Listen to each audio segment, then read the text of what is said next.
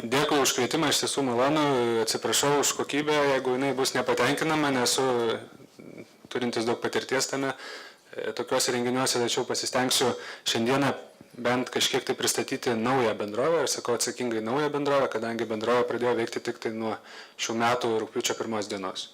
Lietuvos Energija akcinė bendrovė. Tikslas, kad jūs susipažintumėt su mūsų bendrovė, kad galėtumėte susidaryti pakankamą vaizdą, kas tai yra šiandieną ir, aišku, vėliau galėtumėte užduoti klausimus. Tai pagrindiniai faktai apie bendrovę, kas tai yra? Tai visų pirma, tai mes esame didžiausia elektros energijos gamintoja Lietuvoje. Kokią veiklą vykdome? Elektros ir šilumos energijos gamybos, tiekimo, elektros energijos importo bei eksporto ir prekybos elektra veiklą. Prekyba akcijomis, kaip tik buvote informuoti ir patikslinti, kad prasidėjo rugsėjo 1 dieną pagrindiniam sąraše. Įstatinis kapitalas šiek tiek daugiau nei 635 milijonai, nominali vertė 1 litas, ir mūsų valdomas turtas sudaro apie 3,1 milijardą litų. Akcininkų struktūra 97,5% yra Visagino atominė elektrinė UAB bei 2,5 smulkiai akcininkai.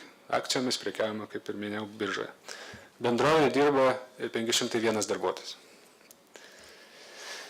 Bendrai apie Lietuvos Energijos grupę, jeigu taip galima būtų pavadinti, tai iš tiesų tas pavadinimas istoriškai labai gerai žinomas yra ir istoriškai labai įvairiai atrodė, reiškia, skirtingose laikmečiuose. Tai kad suprasti tą atskaitos tašką, tai pasakysiu, kaip šiandieną tai atrodo.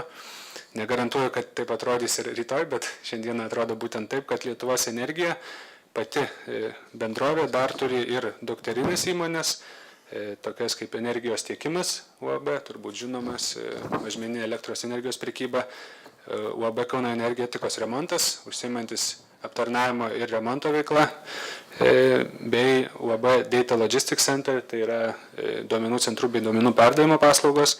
Apart to dar turime akcijų ir kitose bendrovėse, kurios dauguma yra energetikos sektoriaus bendrovės. Vienas iš esminių įvykių, kuris sąlygojo atsiradimą Lietuvos Energija AB, buvo sujungimas dviejų kitų istoriškai gerai žinomų įmonių, tai yra AB Lietuvos Energija ir AB Lietuvos elektrinė.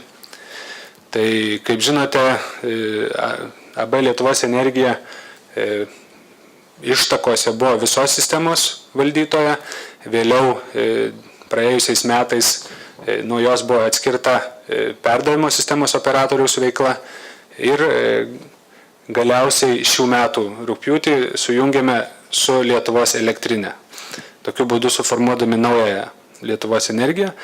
Kodėl tai padarėme? Tai iš principo, kad suformuoti vieningą valstybės valdomų elektros gamybos pajėgumų bloką. Tai yra geriausias techninė bei vadybinė kompetencija vienoje vietoje, vieninga strategija, tai yra vieninga planavimo politika ir strategija, vieninga investicijų programa. Be abejo, tikėjomės ir sinergijos efekto, tai yra sumažinti kaštai, bei matyt pagrindinis strateginis tikslas yra galimybė efektyviai planuoti veiklą, efektyviai planuoti elektros tiekiamos vartotojams portfelį ir efektyviai prekiauti ją. Bendrai apie veiklą šiek tiek dar, gal iš dalies ir pasikartosiu, tai elektros gamyba mūsų veikloje ką apima. Tai mes turime 3 elektrinės, turime Lietuvos elektrinę Elektrėnuose, Kruonio hidroakumuliacinę elektrinę Kruonyje bei Kauno hidroelektrinę Kaune. Ir kiekviena iš jų yra didžiausia savo kategorijoje Lietuvoje.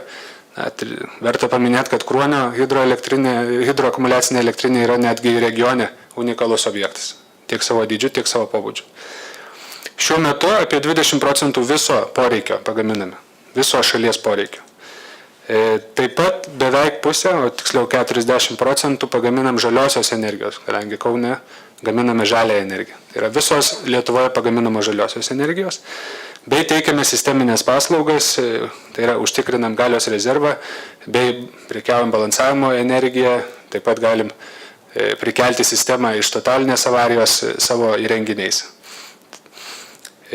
Taip pat užsiimam ir šilumos gamybą. Šiuo metu šilumą tiekiame visiems Elektrėnams, Elektrėnų miestui, Vievio miestui. Ir vienas didžiausių mūsų klientų yra taip pat UAB Kietaviškių Gausa. Kaip žinote, tai šiltnamių veikla užsiimantis bendrovė. Ta darome ištisus metus, tai žiemą šilumą, vasarą šildome vandenį. Ir taip pat užsiimam elektros prekybą. Tai šiuo metu apie 45% viso šalies energijos poreikio yra prekiaujami Lietuvos energijos.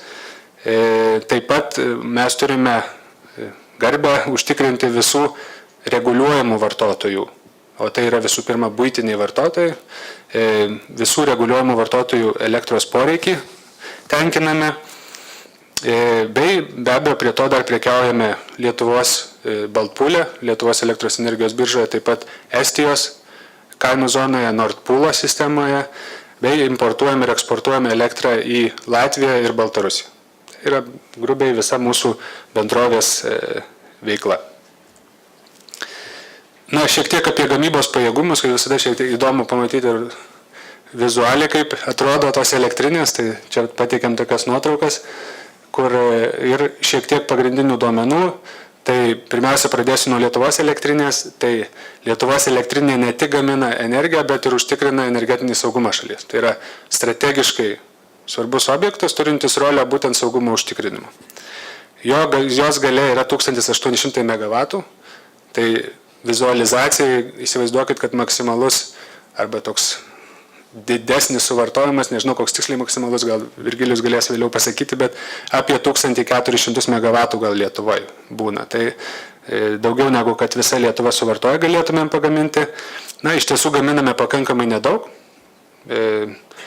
Ir tame tarpe ir elektros energijos, tai ir šilumos energijos. Per šių metų pirmą pusmetį elektros pagaminam 0,4 TWh ir šilumos atinkami 0,1. Antras objektas Kruonio hidroakumuliacinė elektrinė. Tai kas nežino, tai galiu trumpai apibrėžti, kad tai yra tarsi akumuliatorius, kuris turi galimybę susiurbti energiją tada, kada elektros energijos kaina rinkoje nėra didelė ir ją pagaminti dar kartą tada, kada ta kaina yra didesnė.